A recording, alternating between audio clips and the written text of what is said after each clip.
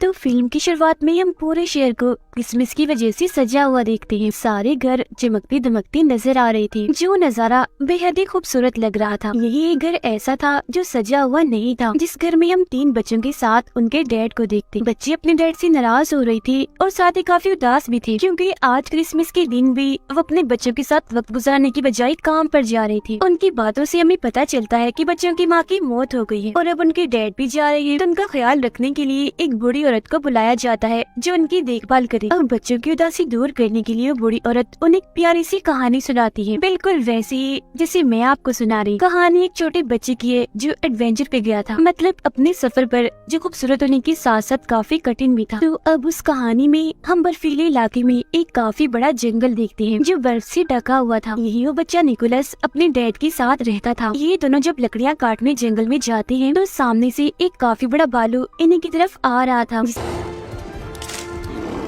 देखकर ये दोनों काफी डर जाते हैं और भागकर वापस अपने घर आ जाते हैं। यहाँ हमें पता चलता है कि निकोलस ने अपनी मॉम को बचपन में ही खो दिया था। साथ ही उनकी माली हालत भी काफी खराब थी। वो काफी गरीब थी, क्योंकि ना तो उनके पास खाने के लिए ज्यादा सामान है और ना ही पैसे कमाने का कोई जरिया है। एक रात निकोलस अपने डैड को कहता है, चले पापा आज मुझे कोई कहानी सुनाए, जो बहुत मजे की। तब उसके डैड उसे उसकी मॉम की ही कहानी सुनाती है कि काफी सालों पहले तुम्हारी मॉम ने इन बर्फीली चोटियों को पार किया। वहाँ 2 सोते हुए मॉन्स्टर थे जो दरअसल पहाड़ी थी। तुम्हारी मॉम उनके बीच से निकलकर दूसरी तरफ गई, जहाँ एक अलग ही नस्ल के लोग रहते हैं जिन्हें एल्व्स कहा जाता है, और वो एल्व्स का गांव था जिसका नाम एल्फेम था। एल्व्स दरअसल होती तो इंसान ही है, बस उनकी शक्ल सूरत थोड़ी सी अलग होती है, मतलब उनके कान थोड़े सी नुकीले और लंबे होते हैं। वो एल्व्स लोग कोई आम नहीं थे, बल्कि उनके पास जादुई शक्तियाँ थी। उन्होंने तुम्हारी मॉम के साथ काफी अच्छा बर्ताव किया, काफी अच्छे से उनका वेलकम किया, और फिर जब तुम्हारी मॉम वापस लौटी तो उनके पास बहुत सारी चॉकलेट्स और खिलौने थे जो आसपास के लोगों में हमने बांट दिए, जिससे हर तरफ खुशियाँ फैल गई। इसी दौरान उन्हें कमरे में किसी जानवर की होने का एहसास होता है। तब उसके डैड उस जानवर को मारने के लिए कुल्हाड़ी उठाकर उसे ढूंढने लगते हैं, मगर देखते हैं कि वो जानवर तो एक छोटा सा चूहा है, जिसे मारने की उसके डैड बहुत कोशिश करते हैं, मगर हर बार वो बचता रहता है। जिसके बाद वो चूहे को निकोलस के कहने पर छोड़ देती, क्योंकि वो छोटा सा चूहा उसे बहुत ही प्यारा लग रहा था और वो उसके साथ दोस्ती करना चाहता था। फिर अगली सुबह निकोलस उसका नाम भी रख देता है। वो उसे बात करने की कोशिश करता है और चूहे को भी कहता है कि तुम भी बोलो, जिस पर उसके डैड कहते हैं, बेटा चूहे नहीं बोल सकते। जिसके बाद दोनों बाप बेटे राजा के महल में जाते हैं, क्योंकि आज उन्होंने अपने गांव के रहने वाले हर इंसान को बुलाया था।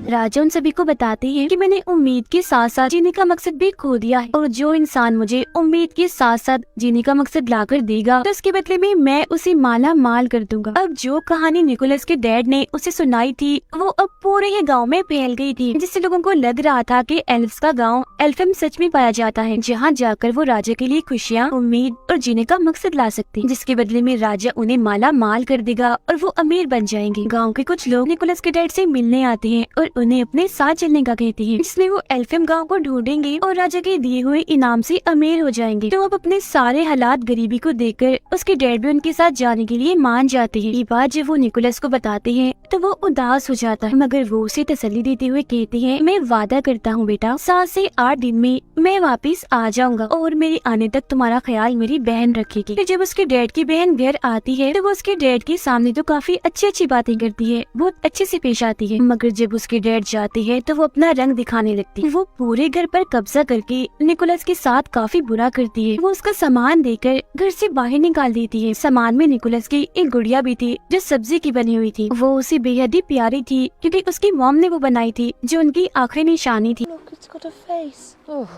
बाहर आने के बाद निकोलस अपने लिए एक टेंट लगाता है और अपने चूहे दोस्त के साथ रात बाहर ही गुजारता है। अब काफी दिन हो गई थी, मगर अभी तक उसके डैड वापस नहीं आए थे, जिससे वो भी अब अपने डैड के वापस आने की उम्मीद खो चुका था। उसे लग रहा था कि कहीं उसके डैड के साथ कुछ हो ना गया हो। फिर अब खाने की तंगी तो उन्हें पहले से ही थी, मगर एक दिन उसके डैड की बहन उसे काफी मजेदार सूप बना के देती है, जिससे काफी मजे लेकर निकोलस पीता भी है। मगर तभी वो बताती है कि ये सूप मैंने तुम्हारी गुड़िया से बनाया, जिस सुन उसे काफी गुस्सा आ गया था, इसीलिए वो उस पर चिल्लाने लगता है।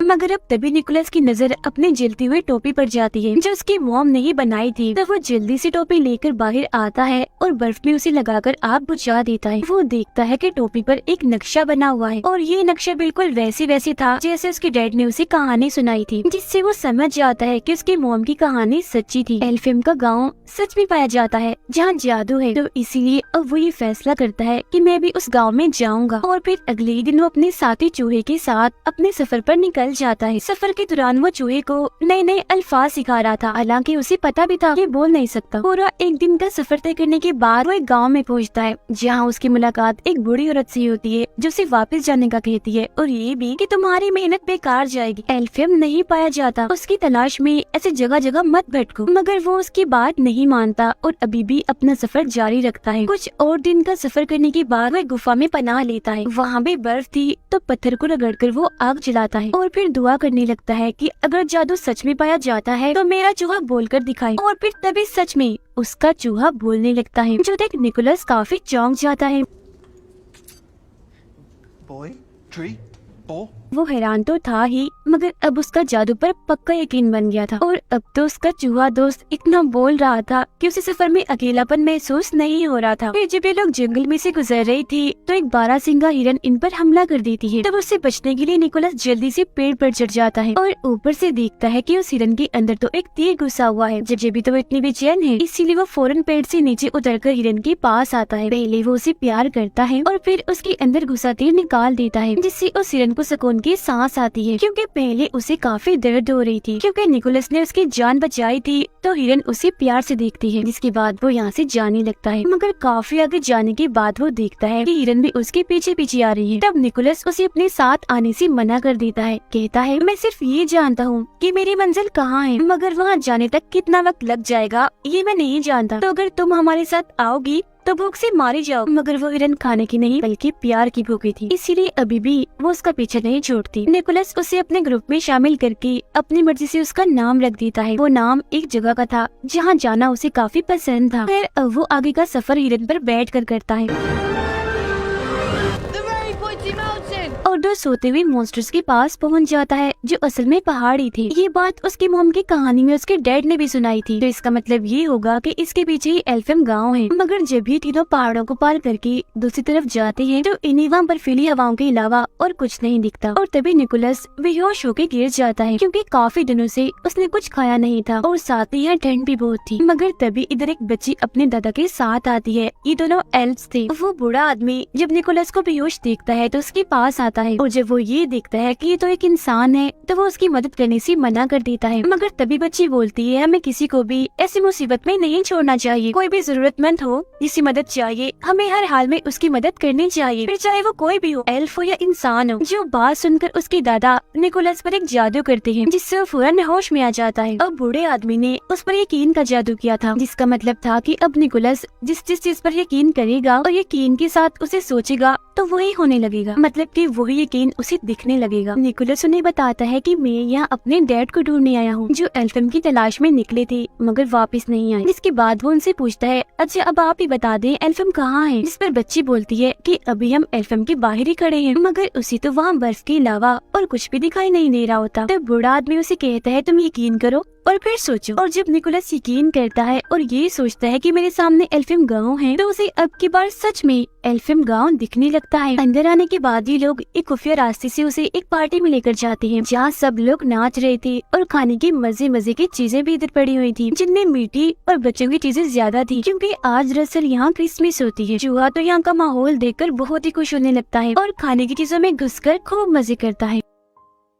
मगर तभी इसी बीच एल्फ्स की रानी वहाँ आ जाती है और सब कुछ तबाह कर देती है, क्योंकि उसने सबको पार्टी करने से मना किया था। वजह ये थी कि सभी एल्फ्स काफी दुखी थे क्योंकि इंसानों ने उन्हें धोखा दिया था। वो एक एल्फ बच्चे को अगवा करके अपने साथ ले गए थे। ये सुनकर निकोलस उठता है तो रानी उसे देखकर और भड़क जाती है। कहती है ये क्या, अभी अभी भी हमारे गांव में एक इंसानी बच्चा है, ये क्या हो रहा है इधर। फिर वो निकोलस से पूछती है क्या कर रहे हो यहाँ, और वैसे तुम इधर आए ही क्या करने हो, एक और बच्चे चुराने आए हो। जो सुनकर निकोलस उन्हें बताता है नहीं रानी जी, मैं किसी बच्चे को अगवा करने नहीं आया, बल्कि अपने डैड को ढूंढने आया हूँ, क्योंकि वो एल्फियम गांव की तलाश में निकली थी। और आप फिक्र मत कीजिए, मैं आपसे वादा करता हूँ कि वो एल्फ बच्चा जिसे इंसान अगवा करके ले गए हैं उसे मैं वापस जरूर लेकर आऊंगा। मगर रानी उसकी एक नहीं सुनती और सजा देने के लिए उसे एक मीनार की चोटी में कैद कर देती है। यहाँ उसकी मुलाकात एक उड़ने वाली एल्फ से होती है, जो दरअसल एक एल्फ परी थी। उसे पटाखे फोड़ने का बहुत शौक था, उसके पास जादू था जिसकी मदद से वो हवा में पटाखे फोड़ा करती थी, और एक अच्छी बात, वो हमेशा सच बोलती थी। अब निकोलस उसे बताता है कि मेरी मॉम भी यहाँ एल्फियम आई थी, उनके साथ तो यहाँ के लोगों ने बहुत अच्छा सलूक किया था, काफी अच्छे से उनका वेलकम किया था, मगर रानी ने तो मुझे यहाँ इस मीनार में कैद कर दिया है और मुझे अपने डैड को ढूंढना है, तो प्लीज मेरी मदद कर दो ना यहाँ से निकलने में। इस पर वो मान जाती है, मगर तभी इधर एक काफी बड़ा मॉन्स्टर आ जाता है जो पहले सो रहा था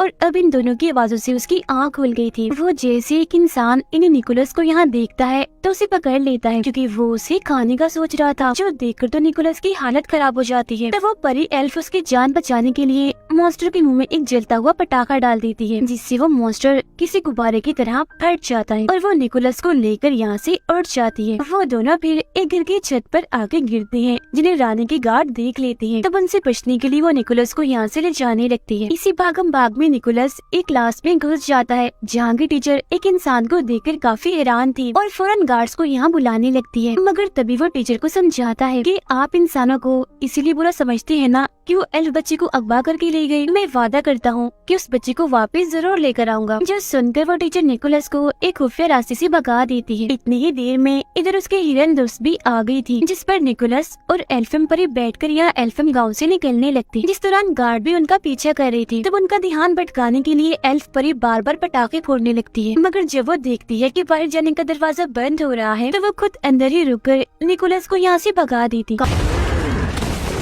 काफी मीलों का सफर तय करने के बाद भी निकोलस को उस अगवा हुए एल्फ बच्चे का कोई नामो निशान नहीं मिलता। फिर जब वो गॉड से दुआ करता है कि मुझे कोई रास्ता दिखाएं, तो तब उसे जंगल में एक गोल्डन रंग की रस्सी बंधी हुई दिखती है, जिसका पीछा करने पर वो एक पिंजरे तक पहुंचता है। इसमें और कोई नहीं बल्कि वो एल्फ बच्चा कैद था। अब इससे पहले वो उसे यहाँ से निकालता, तब इधर कुछ लोग आ जाते हैं, जिनमें निकोलस की डैड भी थी। वो अपने डैड से गले मिलता है और कहता है कि हमें इस एल्फियम बच्चे को वापस छोड़ना होगा, जिस पर उसके डैड समेत सब लोग मना कर देते हैं। कहते हैं कि नहीं, हम इसे वापस नहीं दे सकते, क्योंकि हो सकता है कि राजा इसे देखकर खुश हो, इससे उन्हें उम्मीद और जीने का मकसद मिले, जिसके बदले में वो हमें ढेर सारा पैसा देंगे। तो इसीलिए अब ये निकोलस को भी पेड़ से बांध देते हैं। उसे उसके डैड ही बांध रहे थे, जिस दौरान चूहा उनसे बोल रहा था, उन्हें ऐसा करने से मना कर रहा था। अब चूहे को बोलता हुआ देखकर वो भी काफी हैरान थे।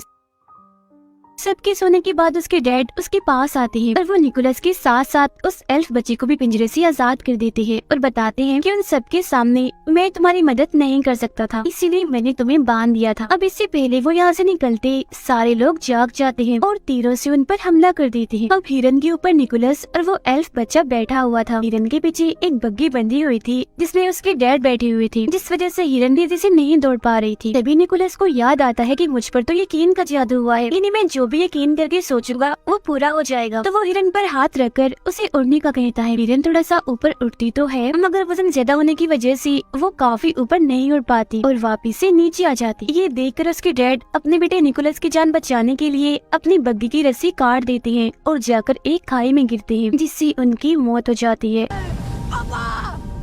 जो देख उसे काफी दुख होता है। इसके बाद हिरन निकोलस और अगवा हुए एल्फ बच्चे को एल्फियम पहुंचा देती है। अब क्योंकि निकोलस ने अपना वादा पूरा कर दिया था, यानी उस बच्चे को वापस लाने का, तो ये देखकर एल्फियम की सारे लोग काफी खुश हो जाते हैं और उस बच्चे का डैड निकोलस को ढेर सारे खिलौने देता है, जिससे उसे बहुत खुशी मिलती है। मगर खिलौनों को देखकर उसे ख्याल आता है कि क्यों न मैं भी क्रिसमस के मौके पर सब बच्चों में खिलौने और चीजें बांटकर खुशियाँ फैलाऊं। इसीलिए वो सभी एल्फ से कहता है कि आप यहाँ जो कुछ भी बनाते हो, इन्हें खिलौने खाने पीने की चीजें मेरे लिए आप वो बहुत सारे बना दी, ताकि मैं उन्हें बच्चों में बांटकर खुशियाँ फैला सकूं। तब उसकी ये बात सुनकर सारे लोग खिलौने और खाने पीने की चीजें, चॉकलेट्स, कैंडीज वगैरह बनाने में लग जाते हैं और बहुत सारा सामान वो बना भी लेते हैं, जिसे काफी बड़े थैले में डालकर निकोलस को देते हैं, जो लेकर वो यहाँ से जाने लगता है। अभी वो थोड़ा आगे गया ही था कि तभी इधर रानी आ जाती है और उसे रोकने के लिए अपना जादू करती है और उसे उल्टा लटका देती है, क्योंकि वो इंसानों को पसंद नहीं करती थी। उसका मानना था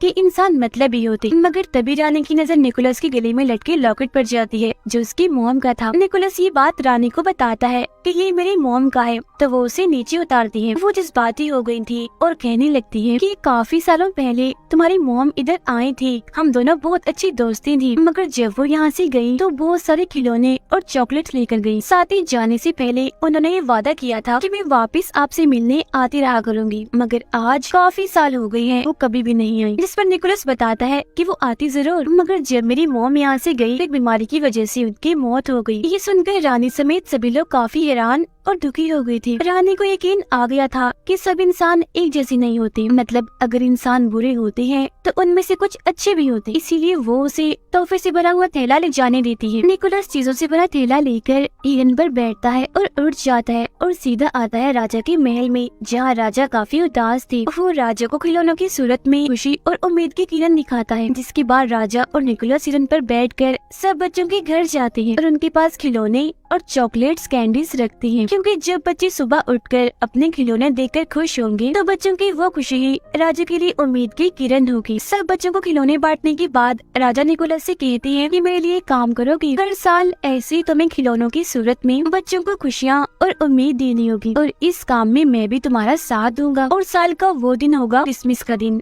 जिस पर वो मान जाता है। इसके बाद निकोलस अपने डैड की बहन के पास जाकर उन्हें भी चॉकलेट्स देता है और उड़ जाता है। उसे उड़ता हुआ देखकर वो काफी हैरान भी थी और अब उसे भी जादू पर यकीन हो गया था। अब ये प्यारी सी कहानी इधर ही खत्म हो जाती है, जो सुनकर वो तीनों बच्चे काफी खुश हो जाते हैं। ये नहीं शुरुआत वाले जिन्हें बूढ़ी औरत कहानी सुना रही। फिर जब वो नीचे आते हैं तो देखते हैं कि उनका पूरा घर क्रिसमस की लाइट्स और पेड़ों से सजा हुआ है, जो देखकर उन बच्चों की खुशी का तो कोई ठिकाना ही नहीं रहता। फिर जब वो बूढ़ी औरत बाहर जाने के लिए अपनी टोपी पहनती है तो बच्चों को उनके बड़े से नुकीले से कान दिख जाते हैं, जो देख वो समझ गई थी कि ये भी एक एल्फ ही थी। और बाहर जाकर वो बूढ़ी औरत आसमान में अपने जादू से पटाखे फोड़ने लगती है, जो देख हम समझ जाते हैं कि ये और कोई नहीं बल्कि एल्फ परी है जो सच बोला करी। तो ये कहानी हमें बहुत सारे सबक देती है, यानी हमें हमेशा ही खुशियों को बांटते रहना चाहिए और दूसरों की मदद करनी चाहिए, फिर चाहे वो क्रिसमस का दिन हो या कोई भी। और हमें बुरों के साथ भी अच्छा करना चाहिए और हमेशा हर चीज के होने का यकीन रखना चाहिए। इसी के साथ ही ये प्यारी सी कहानी इधर ही खत्म हो जाती है।